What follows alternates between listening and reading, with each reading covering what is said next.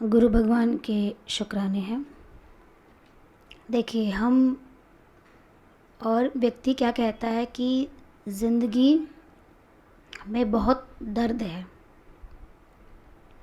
या मेरी ज़िंदगी बहुत दर्द भरी रही, मेरी लाइफ में स्ट्रगल बहुत ज़्यादा था। तो ज़िंदगी में दर्द होता ही क्यों है? अज्ञान के कारण व्यक्ति दर्द को महसूस करता है और ज्ञान हमें आत्मा की तरफ लेकर जाता है। तो बताया, ना वांछते ना शोचते, ना मांगते हैं और ना रोते हैं। आपने जिस चीज़ को संसार में प्रेफरेंस दी वो सब कुछ अज्ञान था, तो दुख तो होना ही था। जो वैल्यूएबल चीज़ थी आत्मा, उसकी तरफ तो हमारा ध्यान ही नहीं था, तो हमें क्या लगा? दुख तो हमें लगेगा ही। आत्मा में कोई दुख नहीं है। बाकी शरीर से जिन चीज़ों को मन कैच करता है, जिन चीज़ों को इंद्रियां पिक करती है, वो सब दुख रूप है। क्यों? क्योंकि वो सब छूटने वाली है। और संपदा आपदा, तृप्त और नित्य, ये सारे क्या हैं? ये जोड़े हैं। संपदा रहेगी तो आपदा ज़रूर आएगी, और अगर आप तृप्त होंगे तो जीवन में नित्यता आएगी। लेकिन हमारा जो रास्ता है वो क्या है? इंद्रियों का। ये हमारे ऊपर डिपेंड करता है। आत्मा में ना कोई शोक है, ना कोई खुशी है। भगवान कृष्ण ने अर्जुन को ज्ञान दिया कि उस ओर जो युद्ध है वो भी सत्य नहीं है, और अर्जुन के मन का जो संताप है वो भी सत्य नहीं है। और युद्ध के समय अर्जुन के मन में जो दया भाव आया, जो क्वेश्चंस आए, वो भी सत्य नहीं है। सत्य क्या था? सत्य वो था जो भगवान कृष्ण ने अर्जुन को ज्ञान दिया कि संसार में विवेक से चलना ही सत्य है। लेकिन जो व्यक्ति आत्मा में रमण नहीं करता, इन इंद्रियों में रमण करता है, तो दुख सुख का भागी है। देखिए, हम कितना ज्ञान सुनते हैं, और जैसे हमारे सामने कारण आता है तो व्यक्ति क्या हो जाता है? व्यक्ति बिलबिला जाता है। आत्मा का ज्ञान मैंने सुना ना, सामने वाले ने तो आपके ऊपर कंकड़ मार के फेंका और चेक किया कि आप आत्मा में कितने थे। अगर व्यक्ति को मन से बातें ही लगती हैं, दूसरे की इंद्रियां दिखाई देती हैं अपनी तरफ आती हुई, तो फिर ज्ञान कहाँ लगा?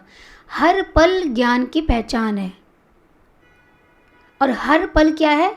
इसका अभ्यास, जागृति, निश्चय। आत्मा का निश्चय क्या है? निश्चय यही तो है ना कि इस संसार में मैं रमण कर रहा हूँ, लेकिन मुझे ये बात याद रहनी चाहिए, जो कुछ इंद्रियों से मैंने देखा, सुना, समझा, परखा, वो सब झूठ है। सत्य तो वो था जो गुरु ने मुझे बताया। लेकिन एक पल इंद्रियों वाला व्यक्ति आपकी स्थिति को हिला जाता है और आप हिल जाते हो। तो यही लगता है कि जो व्यक्ति आत्मा में नहीं टिका, जिसकी इंद्रियां भी आत्मा की तरफ नहीं देख रही, वो गुरु को भी नहीं पहचानेगा। वो गुरु को भी यही कहेगा कि तुम तो इंद्रियों में हो। जैसे अर्जुन ने भगवान को कहा कि दुर्योधन, कौरवों की सेना, यानी कि कौरव क्या है? कौरव सही हो सकते हैं तो मेरे भाई, कितने भी खराब है, लेकिन मुझे मारने का हक नहीं बनता। और भगवान ने क्या कहा? हे अर्जुन, तेरे सामने युद्ध है, मारना तेरे हाथ में है ही नहीं, तू तो सिर्फ निमित्त मात्र है। ना तेरे हाथ में जीवन देना है, ना तेरे हाथ में मारना है, तू सिर्फ निमित्त है। मरे तो ये पहले से ही पड़े हैं। जो व्यक्ति आत्मा में रमण नहीं करता, जिसकी इंद्रिय आत्मा की तरफ नहीं चलती, तो क्या है, वो मरण के समान है। अब गुरु को कैसे पता लगता है? हमारे शब्दों से तो पता लगता है कि कितनी देर हमने आत्मा का संग किया या मन में ही रहे। क्यों पूजा? गुरु की किस बात को हमने पिक किया? ये तो सारा संसार है, ये तो कुछ कुछ दिखाता ही रहेगा, लेकिन मैं तो रोज़ क्या सुनता हूँ? मैं तो रोज़ आत्मज्ञान सुनता हूँ। मेरे लिए उसकी इम्पोर्टेंस होनी चाहिए। देखिए, अगर आपने किसी के शब्दों को इम्पोर्टेंस दी तो आपके लिए इम्पोर्टेंट चीज़ वही है, और आपके लिए व्यक्ति भी वही इम्पोर्टेंट है। आप तो उसको वैल्यू दे रहे हो ना। हम वैल्यू किसको दे रहे हैं? हमने अपने ज्ञान को वैल्यू नहीं दी, हमने सामने वाले के शब्दों को वैल्यू दी। वो अच्छे भी हो सकते हैं, वो बुरे भी हो सकते हैं। कोई आपको अच्छे शब्द देकर आपकी इंद्रियों को पोषित करता है तो वो भी आपको गिराने वाला है, और कोई आपको दूषित शब्द बोलता है तो वो भी आपको गिराने वाला है। दोनों चीज़ ही मन से गिरने वाली है। आत्मा के शब्दों में ताकत होती है। देखो, शब्द तो शब्द है, वही अ से ज्ञा तक का ज्ञान है। इसी में ही ज्ञान छिपा है, इसी में ही सत्संग होता है, और इसी में ही हम संसार की चर्चा करते हैं। ऐसी तो नहीं है कि आप संसार की चर्चा करते हो तो कोई और लैंग्वेज में बात करते हो, इसी मुख से बात करते हो, यही शब्द होते हैं। एक शब्द आपको गिरा देता है, एक शब्द आपको उठा देता है। लेकिन हमारे लिए इम्पोर्टेंस किसकी है? हमारे मन की इम्पोर्टेंस है, ज्ञान की इम्पोर्टेंस नहीं है। तो न वांछते न सोचते, ज्ञानी व्यक्ति न मांगता है और न रोता है।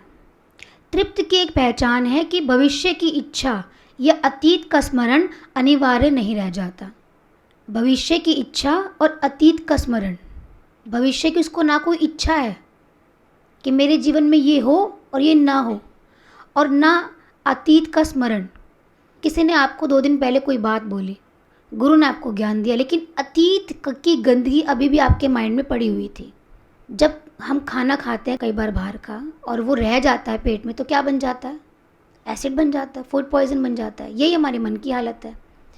जब किसी व्यक्ति के शब्द हमारे मन में ठहर जाते तो वो एसिड का काम करते हैं। तो इससे पता लग जाता है कि इस समय आप मन में आ गए, आप आत्मा की पद्धति से, आत्मा के पद से गिर गए। गुरु बार बार हमें आत्मा के पद पर बिठाते हैं। हमारा मन बार बार किस पे बैठना चाहता है? मक्खी कहाँ बैठना चाहती है? गंदगी पे। तृप्ति ही आपको भविष्य से मुक्त करती है। आज अभी इसी वक्त मेरा मन तृप्त है, आत्मा में जाने के लिए रेडी है, तो अभी आप क्या हैं? मुक्त हैं। नहीं, मुक्ति के लिए बहुत प्रयास करना पड़ेगा, ज्ञान लगाना पड़ेगा, ये करना पड़ेगा। गुरु कहते हैं अभी समझ लो ना इस चीज़ को, अभी मन से सब चीज़ को त्याग कर दो और अभी हम मुक्त हैं। लेकिन मन में जो इतनी सारी सोची हुई कल्पनाएं भविष्य की, अतीत की, वो सारी कहाँ जाएंगी? तो जो चीज़ सेकंड भर में होनी है उसके जाल को मैंने तोड़ना नहीं चाहा, और जहाँ मन तोड़ता नहीं है वहाँ में ज्ञान लगता नहीं है। आपदा संपदा काले देवा देविति निश्चयी, तृप्त स्वस्थेन्द्रियों नित्यम न वांछति न शोचति। जिसने प्रकृति के क्षेत्र का संयोगिक ज्ञान लिया वो उसे आत्मिक समझकर फिर दुख नहीं पाता। ये सब क्या है? ये प्रकृति है। हमने गलती क्या की? हमने प्रकृति की चीज़ को आत्मा की वैल्यू दे दी, और जहाँ आपने आत्मा की वैल्यू दे दी वहाँ आपको दुख लगा, वहाँ आपको पीड़ा हुई, परेशानी हुई। तो आपने उसको आत्मा वाला स्थान क्यों दिया? हमारे मन ने दिया ना उस व्यक्ति को आत्मा का स्थान। हमारी पूरी बॉडी में सबसे इम्पॉर्टेंट चीज़ क्या है? आत्मा ही है ना। आत्मा निकल जाए तो शरीर की कोई वैल्यू नहीं है। हाथ खराब हो जाए तो व्यक्ति दूसरा लगा सकता है, पैर खराब हो जाए तो भी काम चला सकता है, आँख बनवा सकता है, दांत लगवा सकता है, लेकिन अगर आत्मा ही शरीर से निकल जाए तो कुछ नहीं हो सकता। लेकिन आपने सामने वाले व्यक्ति को कौन सा स्थान दिया? आत्मा का स्थान दे दिया। उस व्यक्ति को दिल में बसाया। तो तो उस व्यक्ति ने आपको गिरा दिया। किसी भी चीज़ को आत्मा का स्थान नहीं देना है, ये सब प्रकृति के खिलौने हैं। किसी भी व्यक्ति को अगर आप उस स्थान पर रखते हो तो आप सुख और दुख का अनुभव करोगे, और जहाँ सुख दुख का अनुभव होता है तो आप प्रकृति में आ गए, आप आत्मा में नहीं आ पाए। आत्मा में आने का मतलब संसार मेरे लिए है, लेकिन मुझे ये याद रहे ये सिर्फ यूज़ करने के लिए है। बच्चा खिलौने से खेलता है, जिस समय वो खेल रहा होता है वो खिलौना उसकी दुनिया होता है, लेकिन उसके बाद जब वो थक जाता है और सो जाता है, वो खिलौने को कैसे छोड़ देता है, एकदम छोड़ देता है, और सुबह उठता है उसको याद भी नहीं होता। वो क्या है, वो अवस्था। उसने खिलौने को खिलौना समझकर खेला और छोड़ भी दिया। हमने इस संसार को खिलौना समझकर नहीं खेला, हमने इस संसार को सत्य समझकर खेला, प्लेयर बन गए। अब जब हमारे ऊपर कोई बॉल आई, हमने क्या कहा, अरे हम गिर गए, हम दुखी हो गए, हम परेशान हो गए, बिलबिला गया मन 1 मिनट में। तो हमारी पहचान कहाँ होगी, प्रकृति में ही तो होगी। भगवान अगर अर्जुन को कह देते मेरा अर्जुन से बहुत प्रेम है, तो मैं उसको एक बाण नहीं लगने दूंगा, योद्धा की ये निशानी है। भारत के सोल्जर्स अगर ये सोच करके बॉर्डर पे खड़े हो जाएं कि हमें नहीं लगना चाहिए कुछ भी, तो मतलब देश की रक्षा कैसे होगी। हमारे ऊपर कोई खरोच नहीं आनी चाहिए। उनके जो पेरेंट्स हैं वो यही सोच ले, वो उनको क्या सोच कर विदा करते हैं कि जीवन अगले पल हो और ना भी हो। मातृभूमि को दे दिया तो दे दिया, देश को दे दिया तो दे दिया। अब देश के लिए मुक्त भी हो सकता है, अपना जीवन बलिदान भी कर सकता है, लेकिन अगर एक खरोच से डर गए तो कैसे इस जीवन को हम जिएंगे। तो गुरु तो कहते हैं खड़े हो, और हर व्यक्ति आपके ऊपर तीर मारेगा, और आपको क्या बनना है, आपको इस संसार को खिलौने की तरह लेना है तो सपना ही ना, है तो झूठा ही ना, लेकिन हम सच से लेते हैं, यही हमारे अंदर डिफरेंस होता है। गुरु हम सबके साथ बैठते हैं, लेकिन मन से निर्लेप नहीं आ रहे। हम जिस व्यक्ति के साथ उठते हैं, बैठते हैं, बात करते हैं, मन से उसके साथ मिक्स हो जाते हैं और आत्मीयता से उसको अपना बना लेते हैं। और जब वो व्यक्ति आपके ऊपर वार करता है तो आप धड़ाम गिर जाते हो। अब आत्मा का स्थान थोड़ा देना था। खिलौना टूटा, बच्चा रोने लग गया। माँ ने क्या कहा, अरे खिलौना ही तो टूटा है ना, दूसरा खिलौना ले ले। माँ की नज़रों में क्या है, खिलौना है, दूसरे से भी खेल सकता है। तो बच्चा क्या करता है, बच्चा दूसरा खिलौना ले लेता है। और हम संसार को सत्य मानते हुए क्या कहते हैं, हाय टूट गया तो कितना दुख है, कितना दुख है। इस संसार में कितना दुख है, दुख है कहाँ। भगवान कृष्ण को कहाँ दुख लगा। इतने लोग आए, इतने लोग चले गए। कितनों ने प्रेम किया, उनको भी छोड़ के चले गए, क्योंकि वो अपनी आत्मा में रमण करते थे। तो रहता सभी के संग है, करता न किसी का संग है रंग आत्मा में चढ़ा, चढ़ता न कच्चा रंग है। तो व्यक्ति जब आत्मा की ताकत में होता है तो मजबूत रहता है। और यदि आप मन वाले का संग करोगे, इंद्रियों वालों का संग करोगे, तो ऑटोमेटिकली आप गिरते चले जाओगे, आपको पता भी नहीं चलेगा। स्थिति ऐसी है, कहते पता ही नहीं चला। बार बार बार बार ये बात हमें याद रहनी चाहिए। किसी भी चीज़ को आत्मा का स्थान नहीं देना है, ये सब प्रकृति के खिलौने हैं, खेल लो। आत्मा जब बिछुड़ती है तो बहुत दर्द होता है। जिस चीज़ को आत्मा बनाओगे तो जब वो बिछड़ेगी तो दर्द होगा। आत्मा के बिछुड़ने पर दर्द होता है, इसलिए वे बिछुड़ सकती नहीं।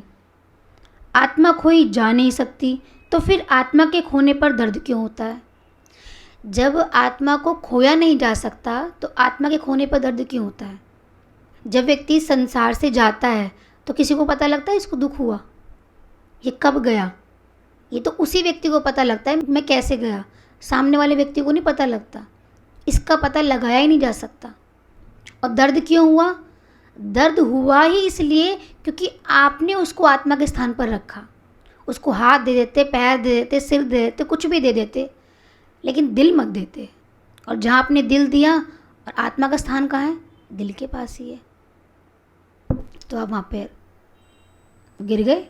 तो कोई भी परिस्थिति, कोई भी व्यक्ति हमें गिरा नहीं सकती। अगर गिराती है तो ये मेरा मन है, हमने कहीं ना कहीं उन चीज़ों को वैल्यू दे रखी है। चाहे एक पैसे वाले व्यक्ति को पैसा गिराता है, एक नारी को मोह गिराता है, उसकी वासनाएं गिराती हैं, माता पिता को बच्चों का दुख गिराता है। किसी भी कारण से अगर आप गिरते हो, दुखी होते हो, इसका मतलब आपने वहाँ पर इस आत्मा का स्थान उस व्यक्ति को दे रखा है। अब बताइए कितना ज्ञान लगा हमें। इस चीज़ से हम बार बार अपने आप को ऑब्जर्व करें कि कितने % हमारी साधना बढ़ी। फिर आया फिर चलो, फिर आया फिर चलो, बार बार इस चीज़ का अभ्यास।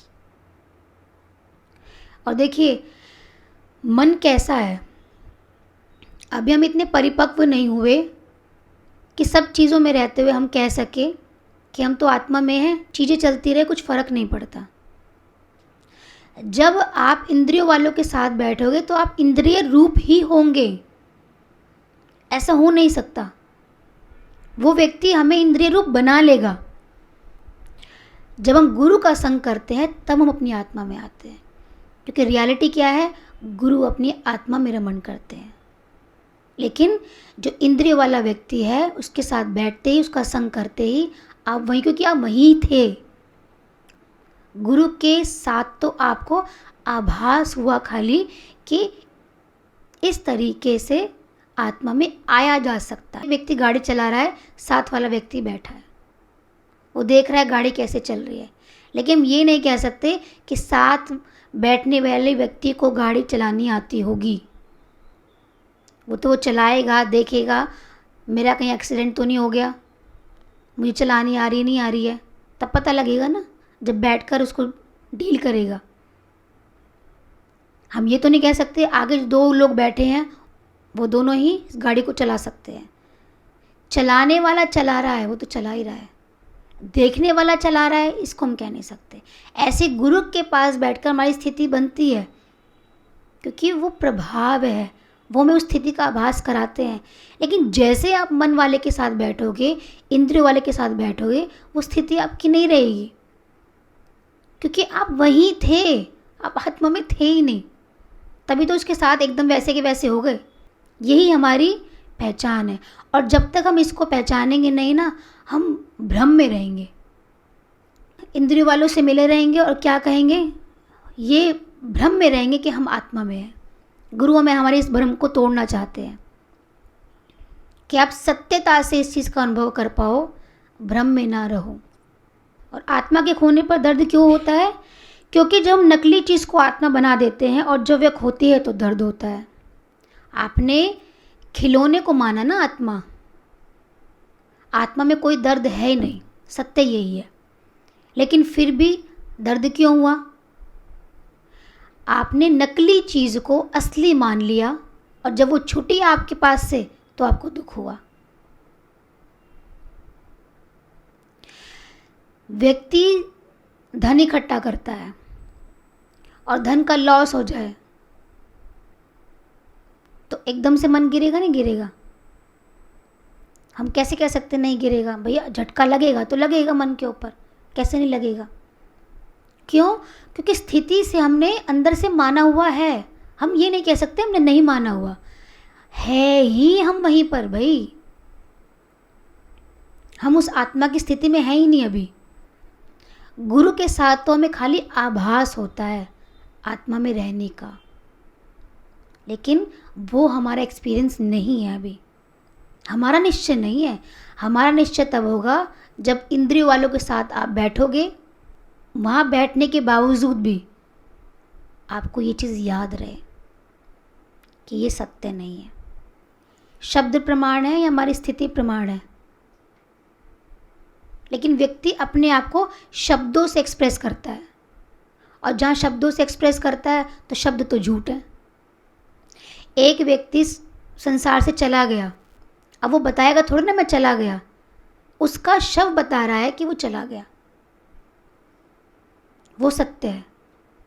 ऐसे ही जिस दिन हम अपनी आत्मा में रमण करने लग जाएंगे, हमारी स्थिति बताएगी मेरा मन कितना आत्मा में रमण करता है या इंद्रियों में रमण करता है। तो हम अपने आप को धोखा देते हैं और अपने आप में खुश होते हैं, लेकिन होते कहीं भी नहीं। चीज़ों में कोई बुराई नहीं है, उनको जेब में रख लो, हाथ में रख लो, बस यहाँ मत रखो। चीज़ें कोई बुरी नहीं है। ज्ञानी चीज़ों का संग्रह करता ही नहीं है। देखो, जिस व्यक्ति ने जवानी में संसार ना भोगा हो तो बुढ़ापे में उसकी इच्छाएं उठती हैं, तो कहता है अरे जवानी में ही भोग लो। अरे ये इंद्रियां तो जितना भोगेंगी इसको कम ही लगेगा। जीवा जितना खाती है, जीवा को थोड़ा ना पता है मैं कितना खा रही हूँ, वो तो खाती जा रही है, खाती जा रही है। उसको तो और टेस्ट चाहिए, भैया और टेस्टी बना के दो। लेकिन दर्द का एहसास तो पेट करता है ना, तुम्हारा लीवर करता है। लीवर बताता है कि जीवा ने जो खाया वो ठीक नहीं था, लेकिन जीवा कभी मना नहीं करती कि मुझे ये नहीं खाना। ये तो बेचारा पेट कहता है अरे क्या आ गया मेरे ऊपर, जो मेरे पूरे शरीर में हलचल मचा दी। लेकिन जीवा सब सरका जाती है, जीवा कभी मना नहीं करती। तो इंद्रियों पे कभी रोक लग सकती है? इंद्रियों पे रोक आप ज्ञान से लगा सकते हो। हम ये सोचें कि इंद्रियां भोग लें तो शायद भोगने की इच्छा छूट जाए, ऐसा नहीं हो सकता। जितना व्यक्ति भोगता है उतनी वासना बढ़ती है। ज्ञान से वासनाओं की शांति पड़ती है, तृप्ति और नित्यता। अज्ञान में व्यक्ति जब तक है, तो जब तक इस संसार से जाता नहीं है, उसकी इच्छाएं निकल निकल के उसको परेशान करती हैं, आत्मा में रमण नहीं करने देती, सत्य का आभास नहीं होने देती, असत्य में ही घुमाती रहती है।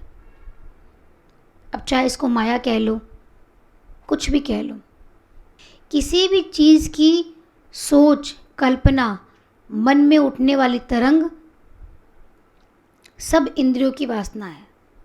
और आत्मीयता क्या है? उन सब चीज़ों में मेरी तृप्ति। तृप्ति होने के बाद भी आप खाओगे, तृप्ति होने के बाद भी आप पहनोगे, तृप्ति होने के बाद भी आप जाओगे, लेकिन आपको पता है अब मुझे शरीर से कुछ चाहिए नहीं। तो कितना डिफरेंस है। एक व्यक्ति मांग करके खाता है, पीता है, सोता है, उठता है, जाता है, लेकिन अंदर फिर भी इच्छा है, कल फिर कुछ और करना है, कल फिर इंद्रियां कुछ और डिमांड करेंगी। और एक ज्ञानी भी खाता है, पीता है, उठता है, बैठता है, लेकिन उसके अंदर कल की इच्छा नहीं है। वो अपनी इंद्रियों के पोषण के लिए नहीं खाता, जितना शरीर के लिए चाहिए सो गया। तो कोई भी चीज़ को हम वैल्यू देते हैं, सत्य की वैल्यू हमने झूठ को दे दी। एक बार हम बचपन में स्टोरी सुनते थे, एक लड़की घर से जाती है अपनी नानी से मिलने, और रास्ते में भेड़िया होता है, वो उसके नानी के घर में जाके उसकी नानी को तो बांध देता है और खुद उसका रूप बनकर बैठ जाता है। वो देख लेता है लड़की को कि मेरा शिकार आ रहा है, तो रूप लेकर बैठ गया और उसको पता चलता है। तो कहने का मतलब क्या है? झूठ ने सत्य का आवरण ओढ़ लिया। और देखिए, हमारा मन जिस चीज़ को चाहता है ना, उसको सत्य रूप बना भी देता है, और बनाने के बाद उससे सुख की इच्छा भी करता है। अब सुख तो मिलना ही नहीं था ना, उसमें सुख कहाँ मिलना था? झूठ में कभी सुख मिल सकता है क्या? भगवान ने अगर पांडवों को इंद्रप्रस्थ दिया तो सुखी थोड़े ना हुए, उसमें भी कोई ना कोई कारण आ गया। युद्ध तो तब भी हुआ क्योंकि ज्ञान सत्य था। कौरवों के बराबर इंद्रप्रस्थ खड़ा करना सत्य नहीं था, माया देना भगवान की सत्यता नहीं थी। सत्य क्या था कि इस माया में मन रमण ना करे, इंद्रियां इसको सत्य ना माने। सत्य ये था। अब उस सत्य का बोध तो हुआ नहीं, तो भगवान ने गीता में बताया, ज्ञान दिया अर्जुन को कि देख ना वो सत्य था ना ये सत्य था। सत्य क्या था? तेरा मन जिस चीज़ में रमण कर रहा है, इंद्रियां जिस चीज़ की डिमांड कर रही हैं, वो झूठ है। और मन इन चीज़ों को छोड़ दे, सत्य वही है। लेकिन जहाँ हमारा मन नहीं होता वो चीज़ हम इजीली स्वीकार कर लेते हैं, लेकिन जहाँ हमारा मन होता है वहाँ हमारे मन को स्वीकारने में दम लगता है। जैसे मीठा खाओगे तो कैलोरीज बढ़ेगी। आपको पता है इस चीज़ को खाने से मेरी कैलोरीज बढ़ेगी, तो आप नहीं खाओगे क्या? हर वो चीज़ आपको स्वादिष्ट लगती है जो शरीर में चर्बी को बढ़ाती है। ऑयली फूड हमारे शरीर में हमारी चर्बी को बढ़ाता है, लेकिन आजकल की जीवा की डिमांड क्या है? यही चाहिए। और पता होने के बावजूद भी हम उन चीज़ों का इंटेक करते हैं, पता होने के बावजूद भी। तो ऐसा तो नहीं है हमारे मन को पता नहीं है, लेकिन फिर भी मैंने चीज़ों को रियलिटी से लिया, तो दर्द कहाँ करेंगी? दर्द भी तो मेरे पेट में करेगी। इवैल्यूएशन यानी कि विकासवाद में जीवा को ये सिखाया है कि जिन चीज़ों में कैलोरी सबसे ज़्यादा हो उसको विकास मानना, क्योंकि जीवा ने सीखा ही यही है कि ये चीज़ हमारे शरीर को बढ़ाती है, तो हमें यही खानी चाहिए। आप बच्चों को कितना भी समझा लो कि ये चीज़ हमारे शरीर को ताकत देती है, बच्चे नहीं खाएंगे। वो क्या खाएंगे? उनकी जीवा का विकास जिन चीज़ से हुआ है ना, वो उसी चीज़ को ही खाएगा। आपने उसकी जीवा पर जितनी मैगी रखी है, मैदा रखी है, ऑयली चीज़ें रखी हैं, जितनी भी चीज़ें रखी है, जंक फूड रखा है, तो जीवा वही तो मांगेगी। उनकी जीवा का विकास जिस तरीके से हुआ है तो जीवा उस चीज़ को मांगेगी। इंद्रियां जिन चीज़ों से पोषित हुई है तो इंद्रियां उसी चीज़ को ही मांगती है। हम कितनी भी कोशिश कर ले, लेकिन हमारा मन उधर की तरफ ही जाएगा। जो चीज़ शरीर के काम की होती है, शरीर की अवधि बढ़ाने वाली, वही जीवा को स्वादिष्ट लगती है। और जो शरीर के काम की नहीं है, राम नाम कड़वा लगे क्योंकि शरीर के काम की नहीं है। इस जीवा से राम नाम भी लिया जा सकता है, ये एग्जाम्पल था। और वो शरीर के लिए ज़्यादा ज़रूरी था, लेकिन जीवा वो नहीं लेगी। इस जीवा से व्यक्ति खाता है और खाने से आपकी कैलोरीज बढ़ती है, आपका वेट गेन होता है, लेकिन उसका इंटेक व्यक्ति ज़्यादा करेगा। तो इंद्रियों पर कंट्रोल कहाँ हुआ? पता होने के बावजूद भी, देखो ये तो एक शरीर की बात है, लेकिन शरीर में भी कितना ज्ञान है। भगवान का नाम, ज्ञान आपको ऊपर उठाता है। और व्यक्ति को पता है कि मैं ज्ञान से ही मेरा मन ऊपर उठा, ज्ञान से मैं स्वस्थ रहता हूँ, लेकिन वो उसको वैल्यू नहीं देगा। जीवा के लिए उस भजन की कोई वैल्यू नहीं है, लेकिन जीवा जिन चीज़ों से उसका विकास हुआ है, जो जो आपने उसके मुख पर रखा है, वो उसी की ही वैल्यू करेगी। बचपन से हमने जीवा को क्या आदत डाली है? खाने पीने और भोगने की, तो जीवा को वही आदत है। भजन की आदत डाली है तो जीवा को वो वैल्यूएबल नहीं लगती। जीवा को आत्मा की बात वैल्यूएबल नहीं लगती, क्योंकि हमने उस बात पर जोर ही नहीं दिया। हमने सिर्फ जीवा को बिठा के खिलाया है। तो जीवा को खाली खाना आता है, राम नाम लेना नहीं आता। राम नाम में वो थक जाएगी, और खाने में नहीं थकती। जीव तो वही है, खाने में भी चलती है और नाम लेने में भी चलती है। डिफरेंस देखो तो क्या है? आपने उसका विकास किस तरीके से किया है, वो वही मांगेगी। और जो चीज़ वो ले रही है, पता है शरीर के लिए नुकसानदायक है, लेकिन लेगी। और भजन आपको हेल्दी रखता है, आपका विकास करता है, आपको सत्य की तरफ लेकर जाता है, लेकिन जीवा भजन नहीं करेगी। हम कहते हैं बच्चों का हेल्दी फूड खाना चाहिए, अच्छा खाना चाहिए। अरे सबसे पहले उसको हेल्दी नाम दो ना। हम कभी कहेंगे? कभी नहीं कहेंगे। कह देंगे एक दो बार, चलो ठीक है, लेकिन जब तक आपके जीवन में सत्यता नहीं होगी ना, आपकी बात दूसरे को लगेगी ही नहीं, क्योंकि आपके लिए भी उसकी वैल्यू बहुत थोड़ी है। जितनी वैल्यू है सामने वाला भी उतनी वैल्यू करता है। मैंने बताया ना, शब्दों से वैल्यू नहीं होती, आचरण से वैल्यू होती है। आपके एक्सपीरियंस में वो चीज़ कितनी है, व्यक्ति उस चीज़ को देखता है, ना कि शब्दों को देखता है। बच्चा माता पिता के आचरण से सीखता है, शब्दों से कभी नहीं सीखता। इन्वायरमेंट कैसा है, पेरेंट्स कैसे रहते हैं, कैसी बातचीत करते हैं, क्या खाते हैं, क्या पीते हैं, इन सब से विकास होता है। खाली एक चीज़ से विकास नहीं होता। तो उसमें आध्यात्मिक विकास कैसे आएगा जब उसकी जीवा को इस चीज़ की आदत ही नहीं डाली। इसलिए इंद्रियां संसार में ज़्यादा ललायित रहती है और भगवान में एक्सपीरियंस लेस। इसलिए कितना भी ज्ञान इन इंद्रियों को दिया जाता है, फिर भी अपने आप को नहीं फेंक पाती, क्योंकि जीवा ने भी वो रस लिया नहीं।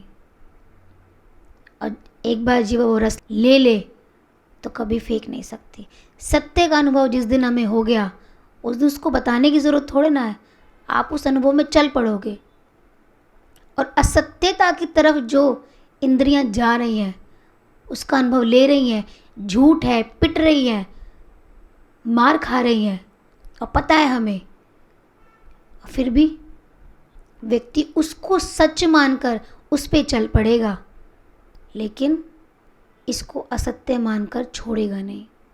मानना ही तो है, केवल मानना ही तो है, और क्या करना है? अच्छा बताओ, ज्ञान में और क्या करना है? एक हमने शरीर पक्का किया, गुरु कहते हैं आत्मा पक्की कर लो, यही मानना है। लेकिन माना नहीं जाता, क्यों? स्वभाव में जो आ गया वही हमें पक्का रहता है। स्वभाव में सत्य का बोध नहीं है, स्वभाव में सत्यता नहीं है, तो वो रहने में नहीं आ पाता, एक्सपीरियंस में नहीं आ पाता, क्योंकि हमारे स्वभाव में नहीं है। जो चीज़ आपके स्वभाव में रहती है वो चीज़ बार बार रूप ले लेती है। हमने तो इन इंद्रियों का ही संग किया ना, मन को बार बार इंद्रियों की तरफ ही लेकर गए ना, तो वो चीज़ हमें ज़्यादा अट्रैक्ट करती है। आत्मा की वाणी हमें अट्रैक्ट नहीं करती, और स्थिति नहीं हमारी एकदम से बन पाती। कारण क्या है?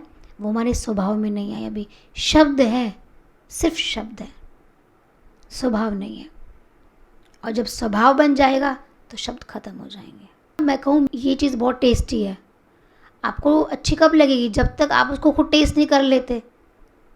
उससे पहले आपको उसका अनुभव नहीं होगी, अच्छी है, कड़वी है, कैसी है, मुझे क्या पता भैया, मैं टेस्ट करूँगी, मुझे तभी तो पता लगेगा।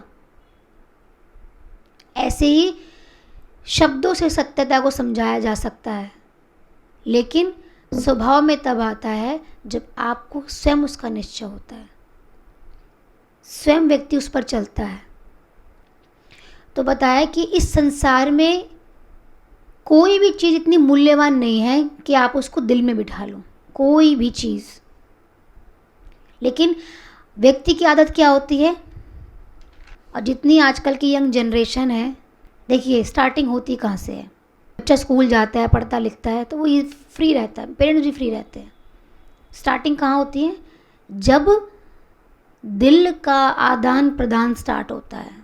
जब कोई लड़का किसी लड़की से जुड़ता है, लड़की किसी लड़के से जुड़ती है, और दिल का आदान प्रदान हुआ, मैचिंग बैठी तो ठीक, नहीं बैठी तो देखो झटका तो लगना ही वहाँ पर, क्योंकि आपने असत्यता में दिल लगाया। आत्मा का स्थान झूठ को दे दिया, झूठ ने धक्का मारा, धक्का मारा तो आप गिर गए। तो आपको एहसास हुआ कि दिल में दर्द भी होता है, दुख का एहसास हुआ, तो दुख की शुरुआत वहाँ से हुई। फिर व्यक्ति शादी करता है, संबंध बनाता है, अपनी लाइफ साइकिल को आगे बढ़ाता है, बच्चे पैदा करता है, तो क्या है? अब उस दिल को एहसास होने की मशीन बना लिया। अब जिन चीज़ों में हम अपना दिल लगाएंगे वो चीज़ आपको दुख का एहसास करा के जाएगी। वो तो चालू हो गई वो लाइफ तुम्हारी। और होते होते होते होते हम इतने कमज़ोर हो जाते हैं अंदर से, तो किसी की एक बात भी हमें लग जाती है। आपने उस व्यक्ति को इतनी प्रेफरेंस दी क्यों? दी क्यों हमने?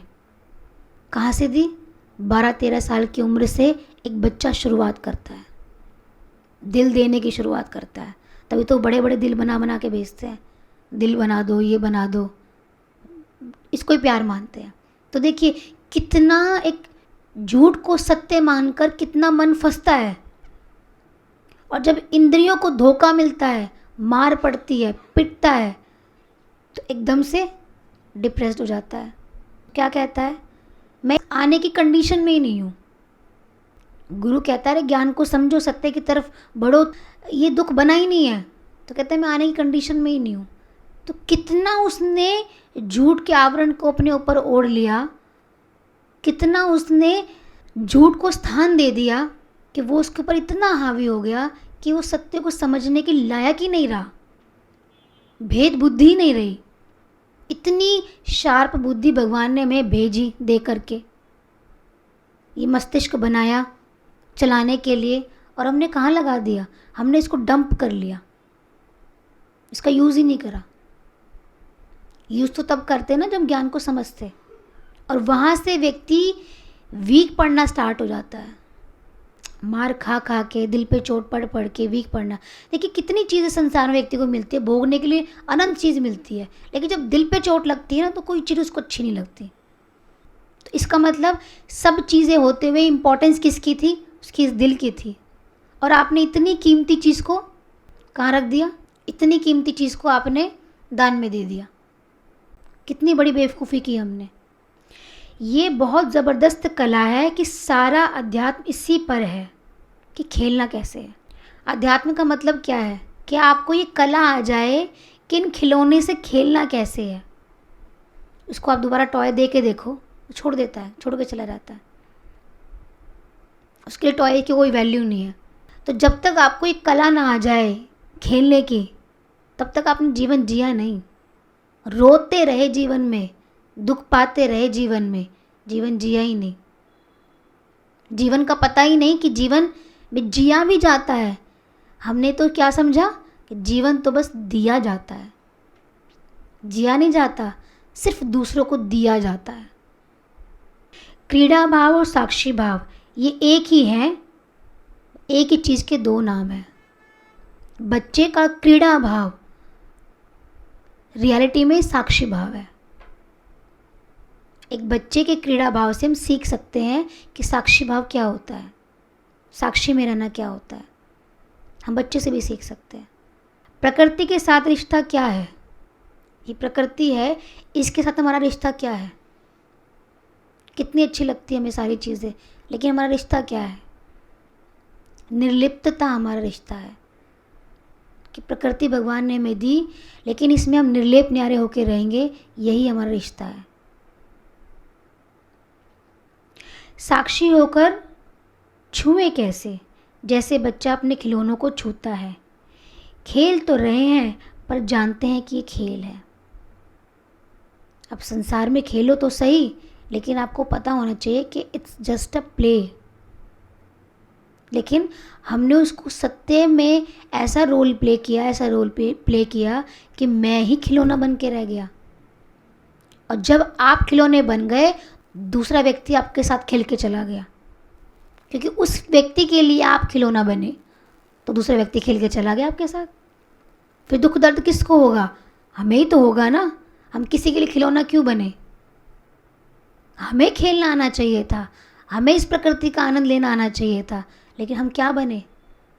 मैं खिलौना हूँ, तुम सब मेरे साथ खेल लो। और दुनिया ने तो सच मान के खेल लिया, और फिर जब चोट लगी तो आपने क्या कहा कि मुझे दर्द हुआ। तो गुरु ने क्या कहा, इस दर्द का एहसास बता रहा है कि तुमने कितना सच माना हुआ है। ये दर्द बता रहा है तुम्हें, चाहे वो शरीर का हो, चाहे किसी बच्चे से हो, चाहे पति से हो, पिता से हो, पुत्र से हो, धन से हो, वैभव से हो, किसी भी चीज़ से अगर आपको दर्द का एहसास होता है तो आपका मन उस चीज़ में है, आपके लिए वही सत्य है।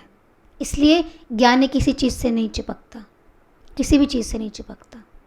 हर चीज़ का यूज़ करता है, लेकिन कैसे, एक खिलौने की तरह। और हम भी सब चीज़ लिए बैठे हैं, यूज़ करते हैं क्या, सच मान करके। बस यही मेजर डिफरेंस है। जब ये जान के खेलते हो कि ये चीज़ आगे नहीं होगी, तो मौज आती है।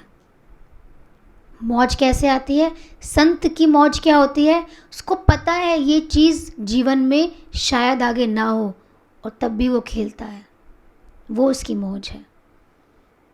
गुरु को पता है कि ये मेरे अपने नहीं बनेंगे, पता नहीं मेरे अपने बनेंगे भी नहीं बनेंगे, ये व्यक्ति मेरा अपना नहीं है, लेकिन फिर भी गुरु उसके साथ मौज से रहता है। किसी व्यक्ति के दुख के लिए अपनी मौज को कम नहीं होने देता, यही मौज है। हम दूसरे व्यक्ति के लिए अपनी मौज को कम कर देते हैं तो हम अपनी मौज से अलग हो जाते हैं, अपने आनंद से अलग हो जाते हैं। जिसके पास इंद्रियां नहीं होती, एब्सर्ड को एंजॉय करने की आनंद उसके लिए नहीं है। विदेशी भाषा में इसको एब्सर्ड कहा। तो एब्सर्ड का मीनिंग क्या है? कोई भी चीज़ आपके सामने आ रही है ना और आप उसको मौज में ले जाओ, आपके लिए उसकी कोई वैल्यू ना हो लेकिन बहुत वैल्यूएबल दिखाई दे रही हो, उसको कहते हैं एब्सर्ड। सामने वाला व्यक्ति रो रहा है, दुखी हो रहा है, चिल्ला रहा है, परेशान, लेकिन आपको पता होना चाहिए अरे रो तो खिलौने के लिए रहा है ना, सुखी तो ये होना ही नहीं चाहता। जिस दुख में रो रहा है वो सत्य तो नहीं है ना। इसको कहते हैं एब्सर्ड, कि आप उस चीज़ को इतनी ईजी लेके चले जाओ जैसे कुछ हुआ ही नहीं। एक व्यक्ति तो हाया करता है, अरे ये हो गया, ये हो गया, ये हो गया, लेकिन ज्ञानी के लिए उसकी कोई वैल्यू ही नहीं है। युद्ध का मैदान है, भगवान कृष्ण खड़े हैं, अर्जुन खड़े हैं, अर्जुन के लिए डर है, युद्ध है, सारे अपने परिवार वाले खड़े हैं, गुरुजन खड़े हैं, उसके लिए कितनी बड़ी बात है। मन और बड़ा बनता आ रहा है। भगवान ये देखो, भगवान ये वो, भगवान क्या कहते हैं? कुछ है ही नहीं। जो बात आपकी बड़ी से बड़ी असत्यता को एक सेकंड में इजी कर दे और मजाक कर दे उसके ऊपर, आप बड़े दुख में बैठे हो और हंस दे कोई आपके ऊपर, आपको कितना गुस्सा आएगा, कितना गुस्सा आएगा आपको। लेकिन सत्य यही था। आपके लिए कितनी बड़ी बात थी, तुम्हें पता है उसने मुझे क्या कहा, तुम्हें पता है क्या कहा होगा, शब्द ही तो दिए होंगे ना, क्या कहा होगा। इस झूठे शरीर को शब्द ही तो दिए होंगे ना, शब्द तो शब्द ही है, लेकिन व्यक्ति के लिए बहुत बड़ी बात होती है। और जब गुब्बारे में पिन मारो तो कहते फुस हो गया, वो तो कुछ था ही नहीं। गुरु हर दुख को हमारे लिए इंजॉय बना देते हैं। ज्ञानी कौन? जो आपके दुख को भी इंजॉय बना दे। आप क्या कहोगे, अरे दुख में थोड़ा ना इंजॉय किया जाता है।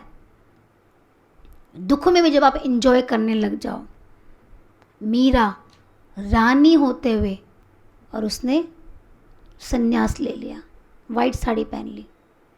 भगवान ने तो उसको पहले ही वाइट कर दिया था। वाइट मतलब आत्मा का चोला। आत्मा में थी मीरा, मीरा को कुछ लगा नहीं। मीरा तो भगवान के साथ खेलती थी, और सामने वाला व्यक्ति दुख पे दुख दे रहा है, दुख पे दुख दे रहा है, लेकिन मीरा भगवान के साथ खेल रही है। तो उसके लिए दुख क्या बन गया? उसके लिए दुख रहा ही नहीं। सामने वाले को क्या लगा, ये क्या कर रही है, ये हमारे साथ कंपटीशन कर रही है कि हमारा दुख इसको एहसास नहीं हो रहा, हंस रही है हमारे ऊपर। हंस नहीं रही, वो तो आत्मा की मौज में है, इसको नहीं एहसास इस चीज़ का कि दुख क्या होता है। क्योंकि तुम जो चीज़ मेरे पास लेकर आ रहे हो वो है तो असत्य ही ना। उसके मोड्स चेंज हो सकते हैं, तरीके चेंज हो सकते हैं, लेकिन है सब झूठ की दीवार। झूठ की दीवार है, कभी कोई दीवार गिरती है, कभी कोई दीवार गिरती है तो झूठ की। एक व्यक्ति संसार से चला जाता है, कितना दुख होता है। आज हम यहाँ बैठे हैं, कितने लोग पता नहीं इस समय चले गए होंगे। शमशान में अग्नि जलती रहती है, कभी शांत नहीं होती। उसका दुख हमें कितना होता है, लेकिन जब अपना वाला जाता है दुख तब होता है कि जहाँ आपका सत्य जुड़ा है आपको दुख वहाँ होगा। वो भी वैसे ही जलता है, उसी जगह जलता है, उसी शमशान घाट में जाता है, और जलने के बाद उसका कोई नाम नहीं रह जाता। लेकिन आपको एहसास कब होता है? जहाँ आपका मन जिस व्यक्ति के साथ सत्य मानकर चिपका हुआ था उसके साथ एहसास होता है। नहीं तो हर व्यक्ति की चिता बता ही रही है कि सत्य क्या है भाई, झूठ का जलना, लेकिन हम उसको सत्य नहीं मानेंगे। हम सत्य कब मानेंगे? जब अपने पास से कोई सरकता है। तो गुरु में बता रहे हैं आप अनुभव तो कहीं से भी ले सकते हो, लेकिन अनुभव तब पक्का होता है जब आपके जीवन में कोई घटना घटती है। प्रकृति को घटना आपके जीवन से घटानी पड़ती है, क्योंकि हम सीखेंगे ही तभी। दूसरे के उससे हम कभी नहीं सीखेंगे। गीता से हम कभी नहीं सीखेंगे। गीता में सिखाती है, सत्य का बोध कराती है। कितना सीखेंगे हम गीता से? सीखेंगे कब? जब हमारा कोई अपना वाला हमारे ऊपर चोट करेगा और जब मेरा मन उठने लायक नहीं होगा, तब लगेगा उस समय हमें ज्ञान सुनना चाहिए था। इस समय कोई हमें सिंपैथी दे दे, कोई हमारे दर्द को सुन ले, कोई मेरी फीलिंग्स को समझ ले, उस समय व्यक्ति सोचता है। लेकिन गीता तो बता ही रही है सत्य क्या है भाई, लेकिन हमारा मन सत्य नहीं मानता। तो सत्य का बोध होने में देरी नहीं है, हमारे मानने में देरी है। हमारा मन मान नहीं पाता। आँखों से देखकर भी हम उसको अनदेखा कर देते हैं, और जो आपके लिए अनदेखा है, झूठ है, उसको आप आँख बंद करके स्वीकार कर लेते हो। संसार में सिर्फ दुख मिलता है, व्यक्ति कहता है। जहाँ जहाँ मैंने अपने मन को लगाया मुझे दुख मिला, फिर भी आँख बंद करके हम स्वीकार कर लेंगे। भगवान में हमारी आँखें जागती नहीं हैं, वहाँ भी सोना चाहती हैं। जिंदगी उनकी है जो जानते हैं खिलौना कल छिन जाएगा, पर फिर भी आज हम मौज में हैं। था तो भी स्थिति आपकी वैसी थी, और नहीं है तो भी स्थिति आपकी वैसी ही है। दर्द पर हंस जाना ही आनंद है, बिना दर्द के आनंद नहीं हो सकता। आपके जीवन में खूब दर्द हो, लेकिन आप अपनी आत्मा के आनंद में मुस्कुरा रहे हो, तो आप मौज में हो। ये आत्मा की मौज है। लेकिन व्यक्ति बैठ के अपना दुख गाता रहता है। बुद्धि में बात समझ में ही नहीं आती। पता नहीं विवेक का यूज़ करता भी है नहीं करता, समझना ही नहीं चाहता, अनपढ़ ही रहना चाहता है, दुख का त्याग करना ही नहीं चाहता, तो मौज में कैसे आएगा? लेकिन इस दर्द में और आपको ज्ञान याद है, आत्मा का अनुभव याद है, वो मौज है। तो संतों की मौज होती है। संसारी की क्या मौज? वो तो बस एक पार्टी में खड़े हो गए, शराब पी के नाच लिया, कहते हमने मौज कर ली, थोड़ी देर का आनंद ले लिया, उसके बाद उठकर लड़ाई करनी है। कितनी देर मौज ली? नशे में मौज ली। वहाँ भी उसको अपने आप को बुलाना पड़ा, तब वो मौज ले पाया। लेकिन ज्ञानी की हर पल मौज है, क्योंकि उसने ये सीख लिया कि चीज़ तो भूलनी है, तो बुला ही दो ना उसको। एक समय ऐसा आता है कि आपकी स्मृति में कुछ याद नहीं रहता। जो भी कुछ आपने अपनी स्मृति में रखा है ना, वो भगवान डिलीट कर देगा। चीज़ें रख के भूल जाओगे, व्यक्ति का नाम याद नहीं रहेगा, फ़ोन चलाना भूल जाओगे, शरीर इधर से इधर रखोगे, इधर से इधर रखोगे। तो क्या है, स्मृति जब छिननी शुरू हो जाती है हमारी, व्यक्ति डाउन पड़ना शुरू हो जाता है, तो क्या है, ये मेमोरी लॉस होना स्टार्ट क्यों होता है? कि आपने स्मृति में जो चीज़ इकट्ठी करी है ना, वो तो आपने भूलनी ही भूलनी है। तो पहले ही पक्का कर लो ना कि ये चीज़ भूलनी है ही, छूटेगी। छूट के व्यक्ति कहता है अरे छूट गई, छूट गई। छूटनी तो थी, सच तो यही था कि छूटनी है, लेकिन जब छूटती है तो व्यक्ति रोता है। तो जो व्यक्ति जब वृद्ध होता है तो रोता है, क्योंकि चीज़ें छूटेंगी, संसार छूटेगा, संबंध छूटेंगे, सब छोड़ के चले जाते हैं। एक बूढ़े आदमी के पास बैठना कोई पसंद नहीं करता, और यही उसका एक्सपीरियंस है कि एक दिन आपको सब छोड़ना है। स्मृति भी नहीं रहेगी, ये भी छोड़ के चली जाएगी आपको। कितनी बड़ी बात है। जो चीज़ प्रकृति में स्वभाव से होनी है, उसको गुरु कहते हैं पहले ही पक्की कर लो ना, फिर आपको दुख नहीं होगा। एटलीस्ट आप अपने आनंद में तो रहोगे ना, दुख तो नहीं होगा ना।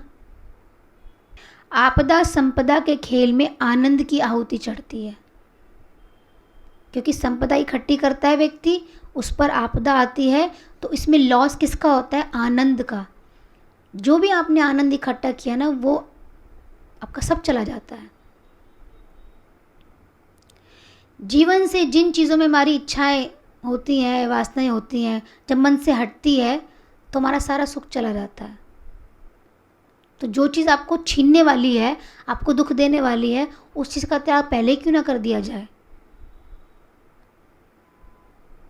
लेकिन व्यक्ति नहीं करेगा। कहता है प्रकृति ने छीननी तो एक दिन, जब तक छीनती नहीं तब तक तो अपना बना करके रख लूँ इसको,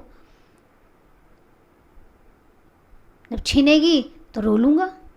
तो जीवन के प्रति व्यक्ति को अगंभीर होना चाहिए। अगंभीर मतलब गंभीरता से मत लो जीवन को। अरे जो चीज़ जाने वाली है उसका आनंद ही ले लो, खुशी रह लो। दुख देने के लिए तो बहुत लोग बैठे हैं, लेकिन आपको आनंद में लाने के लिए केवल गुरु होते हैं, मौज में लाने के लिए केवल एक होते हैं। बिना किसी वजह के जो खुश होता है उसे आनंद बोलते हैं। बिना किसी वजह के भी आप आनंद में हो, खुशी है आपके जीवन में, तो हम आनंद में हैं। चीज़ों से कभी आनंद प्राप्त नहीं होता, लेकिन व्यक्ति के जीवन में क्या होता है, ये चीज़ होती है ना तो मुझे ज़्यादा खुशी होती, मैं ऐसा कर पाता तो मैं खुश हो पाता। तो अब वो चीज़ तो नहीं है, लेकिन उसके ना होने के बाद भी अगर हमारी आनंद की स्थिति बनी हुई है तो आप मौज में हो। लेकिन ये व्यक्ति की पहचान है, उसका मन जो चीज़ चाहता है ना, जब तक उसको वो नहीं मिल जाती वो खुश नहीं हो सकता। और जीवन में व्यक्ति का मन तो पता नहीं क्या क्या चाहता है, एक चीज़ चाहता है फिर दोबारा दूसरी चीज़ चाहता है। ये चाहत तो बढ़ती रहती है, चाहत बढ़ती रहेंगी, चीज़ें छूटती रहेंगी, आनंद कभी आएगा ही नहीं। और हमारे मन के अनुसार कभी होना नहीं है कुछ भी। तो प्रकृति के साथ समन्वय क्या है कि उसको एक्सेप्ट करना कि ऐसा ही है। फूल आज है और कल नहीं भी होगा, मुरझा जाएगा, टूट जाएगा, लेकिन वो एक दिन के लिए खिलता है तो हमें खुशी देकर जाता है। और हम ऐसे सड़े हुए हैं, हम खिलते भी नहीं किसी के लिए, ना तो अपने लिए खिलते ना दूसरों के लिए खिलते, हम किसी के काम नहीं आते। संत सबके काम आता है, खुद भी खुश रहता है और सबको खुश रखता है। लेकिन व्यक्ति इतना सड़ा हुआ होता है अंदर से, खुद भी दुखी रहता है, दूसरों को भी दुखी करके रखता है, किसी के काम नहीं आता, किसी के भी।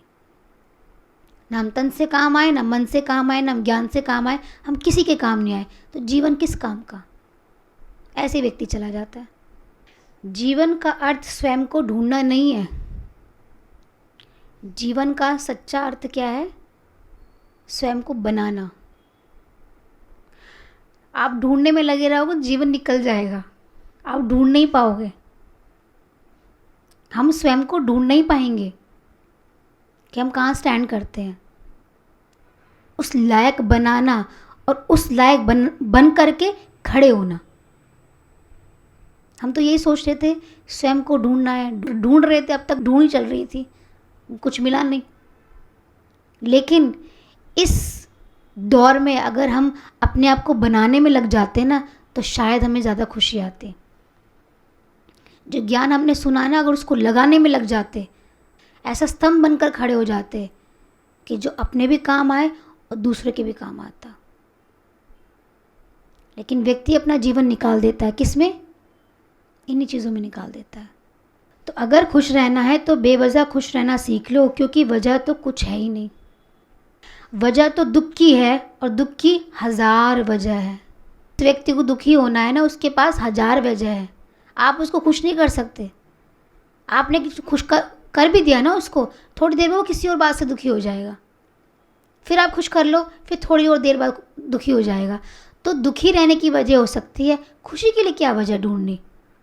खुशी के लिए आज खुश हो जाओ, भगवान ने मुझे जीवन दिया, ये मेरे लिए खुशी की बात है। जीवन में मुझे ज्ञान दिया, ये मेरे लिए खुशी की बात है। कम से कम हमारे फेस पर एक खुशी दिखनी तो चाहिए, दमदमाता हमारा चेहरा दिखना चाहिए। लेकिन व्यक्ति वही दुखी होकर लटकता फटकता, पता नहीं जिंदगी का मारा हुआ गरीब, कितनी जैसे पता नहीं मार पड़ रही हो उस व्यक्ति के ऊपर, ऐसा अपने आप को प्रकट करता है। तो क्या लगता है, दुख की 1000 वजह हो सकती है, खुश रहने की कोई वजह नहीं है। भगवान ने हर दिन हमें खुश रहने के लिए बनाया है, लेकिन हमारे ऊपर डिपेंड करता है ना, हम उसको दुख में बदल लें, हम उसको खुशी में बदल लें। खुशी का माहौल है और एक व्यक्ति दुखी होकर के बैठा है, आप क्या करोगे? आप उसको खुश नहीं कर सकते। सब लोग खुश है लेकिन एक व्यक्ति दुखी है, क्या करोगे? क्योंकि वो उसको एक्सेप्ट नहीं करना चाहता, वो खुश रहना ही नहीं चाहता। और खुश हम आज हो सकते हैं, लेकिन उसके दुख की 1000 वजह हो सकती है। मैं इस कारण दुखी हूँ, मैं इस कारण दुखी हूँ, इस कारण परेशान हूँ, आज ये, क्योंकि उसको दुखी ही रहना है, उसको खुश नहीं रहना है। उसने ठान लिया कि ये मेरा स्वभाव बन चुका है, स्वभाव में आ जाता है। तो बताओ, किसी के स्वभाव को कैसे चेंज कर सकते हो? तो हमें चेंज करने में लगना चाहिए या अपने आत्मा के आनंद में रहना चाहिए? इग्नोर करना चाहिए। इसलिए दैव दैव आलसी पुकारा, दैव योग एक संयोग है। दैव योग एक संयोग कैसे है? व्यक्ति कहता है मैंने इतनी पाठ पूजा करी और मुझे इससे शायद मुझे उस देवता ने खुश होकर ये दिया। वो संयोग था कि प्रकृति ने आपको दे दिया, संयोग था। कोई देवता आपको किसी कुछ करने से कोई कुछ नहीं देता। सारी चीज़ आपकी मेहनत पे डिपेंड करती है। देखिए, हम मेहनत तो करना चाहते नहीं है और मन से सारी चीज़ प्राप्त करना चाहते हैं। कमी यहाँ है। एक चीज़ अभी थोड़े दिन पहले वाणी चली थी, मन से हम बहुत प्रयास करते हैं, मन से हमारा सबका मन चाहता है भगवान हमें आज ही मिल जाए, आज ही हमारी स्थिति बन जाए, आज ही आत्मा में टिक जाए। लेकिन जब शरीर पर आता है ना, एफर्ट्स कुछ नहीं होता उसके लिए, एफर्ट्स लेस होते हैं। प्रयास तो आप शरीर से ही करोगे, किससे करोगे? कैसे करेंगे? आपको कहीं जाना है, सोचते रहो जाना है जाना है जाना है, या आप उठ के चले ही जाओ। जाने का पता तो आपके उठ के चलने से पता लगेगा ना, ये सोचने से पता लगेगा। तो व्यक्ति सोचता तो बहुत कुछ है, करता कुछ नहीं है, आलसी। थोड़ा बहुत करेगा, कहते शायद मैंने ये किया होगा तो इससे मुझे ये मिल गया। अरे वो दैवयोग, दैवयोग का मतलब क्या होता है? कि कोई संयोग बना, प्रकृति ने आपको दे दिया। लेकिन ऐसा नहीं होता इसकी पूजा करने से मुझे मिलेगा, ये चीज़ करने से मुझे, ये सिर्फ अज्ञान है हमारा। आप संयोग बैठाओ, संयोग से सारी चीज़ें होती है। श्लोक पढ़ा था ना हमने, उसमें स्वस्थ इंद्रिय भी था। अब स्वस्थ इंद्रिय का मतलब क्या होता है? तृप्त स्वस्थेंद्रियो नित्यम ना वांछति ना शोचति। तो स्वस्थ इंद्रिय मतलब, स्वस्थ इंद्रिय यहाँ कौन सी है? हर हाल में खुश रहना। किस इंद्रिय की यहाँ बात हो रही है? स्वास्थ्य का लक्षण क्या होता है? वहाँ प्रकृति नहीं बैठी होती, मन में संसार ना बैठा होना, यही स्वास्थ्य की निशानी है। मेरे मन में संसार लेश मात्र में ना हो, आप स्वस्थ हैं। देखिए, जितनी बीमारियां हमें शरीर से होती हैं ना, सारी हमारी मन से होती हैं। पता नहीं क्या क्या बीमारी लेके बैठे होते हैं और आप उनको सबको ग्रैब भी कर लेते हो। क्यों करना भाई, क्यों करना? आप आज डॉक्टर के पास चले जाओ, डॉक्टर क्या कहेगा? शुगर बढ़ी हुई है, बीपी इतना है। मुझे तो पता ही नहीं था, टेंशन में लग गए। तो क्या है, आपने मन से अपने आप को स्वस्थ कर लिया। और नहीं तो 4 चीज़ और बता दोगे, डॉक्टर क्या कह देगा? ये आ गए, माइग्रेन होगा, अटैक होने के चांसेस हो गए, और ये चीज़ वो चीज़, पता नहीं कितनी बीमारियां हमें बता देंगे। लेकिन गुरु क्या कहते हैं? मन से इन सब चीज़ों को निकाल दो ना, तो आप मन से स्वस्थ हो। तो स्वस्थ इंद्रिय किसको कहा गया? मन में लेश मात्र भी संसार का ना होना स्वस्थ इंद्रिय, उसी को कहते हैं वो व्यक्ति स्वस्थ है। स्वस्थित, स्वस्थ, स्वयं में स्थित है तो वह स्वस्थ है। अहम का आत्मा में स्थापित होना स्वास्थ्य है। हमारा जो अहम है वो आत्मा में स्थापित हो जाए तो आप स्वस्थ हैं। दवाई लेकर स्वस्थता नहीं आती। बुखार आया आपको, 3 दिन आपने दवाई खाई, दवाई खा रहे थे लेकिन आप स्वस्थ महसूस नहीं कर रहे थे। 3 दिन बाद जब आपका बुखार टूटा और दवाई छूट गई, तब आपको लगा मैं स्वस्थ हो रहा हूँ। दवाई किस लिए दी थी? उस समय आपको ठीक करने के लिए, कड़वी दवा। लेकिन जब तक उन दोनों का असर ख़त्म नहीं हो जाता, आप अपने आप को स्वस्थ महसूस नहीं करते। जब अहम आत्मा में स्थापित होता है तो मन संसार से शून्य हो जाता है। अहम ने किसका संग किया? आत्मा का। और मन संसार से शून्य हो गया। शून्यता का अनुभव होना। जब मेडिटेट करते हैं तो एक अनुभव करते हैं किस चीज़ का? शून्यता का। और वही सच है कि कुछ भी नहीं चल रहा, कुछ भी नहीं, शांति शांति शांति। तो मन की स्वस्थता शांति में है। झूठे सुख को सुख कहे, मानत है मन बोध। जगत चबै न काल का, कुछ में कुछ गोद। अपना तो कोई नहीं, देखा ठोक बजाए। अपना अपना क्या करे, मोह भरम लपलाए। राम नाम कड़वी लगे, मीठा लागे दाम। दुविधा में दोनों गए, माया मिली न राम। तो हे साधो, माया मिली ना राम।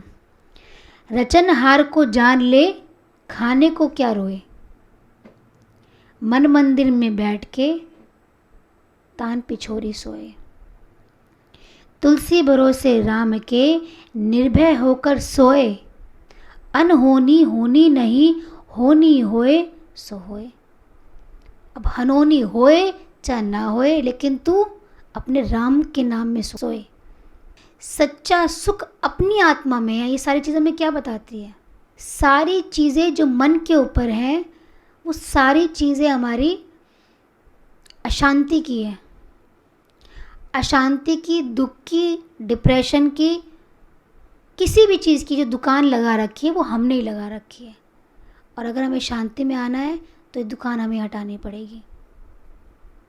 लेकिन प्रकृति हर पल आपको चेक करेगी, आ गए क्या आत्मा में, अब आए क्या। ये प्रकृति है, ये तो हलचल इसमें रहेगी।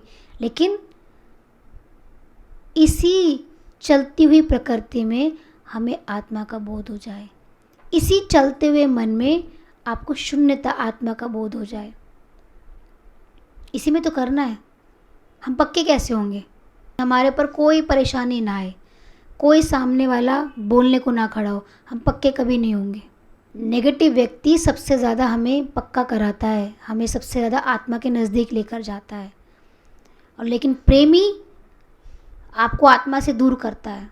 संसारी व्यक्ति आपके पास बैठ जाए, आपकी खूब तारीफ करे, तो वो आपका समय ले गया, आप तो बाहर आ गए इंद्रियों में। लेकिन एक व्यक्ति ने आपको कटु शब्द बोले और आपको एकदम चुभ गए, आप अंदर चले गए, तो मन को अंदर किसने किया? सामने वाले व्यक्ति ने, जिसने आपको नेगेटिव बोला। लेकिन अगर उसके शब्द आपको लगे ही नहीं तो हम अपनी आत्मा में हैं। गुरु भगवान के शुक्राने हैं।